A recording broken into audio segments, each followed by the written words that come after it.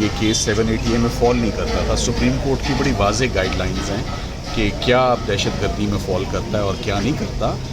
پنجاب میں بڑی کلیئرٹی ہے پولیس کے پاس کہ اور آنریبل ججز کے پاس بھی کہ کون سے مقدمات ہیں جو دہشت گردی کے سیکشن 6 اور 7 میں فال کرتے ہیں. جو آج آنریبل چیف جسٹس صاحب نے مشکل میں ڈالا ہے تفتیشی کو اور انویسٹیگیٹنگ آفیسر کو, انہوں نے کہا آپ پہلے خود انصاف کر کے لائیں, آپ قانون پڑھیں, آپ فیصلے پڑھیں, آپ سپریم کورٹ کے فیصلے پڑھیں اور آپ خود فیصلہ کریں کہ کیا یہ دہشت گردی بنتی ہے یا نہیں بنتی. اور منع کیا ہے کہ آپ اس مقدمے میں چلان سبمٹ نہیں کریں گے جب تک آپ یہاں پر رپلائی نہیں جمع کروائیں گے اور آپ انصاف کیجیے گا کہ یہ بنتا ہے یا نہیں بنتا, اور آنیسٹلی اور فیئرلی انویسٹیگیٹ کریں.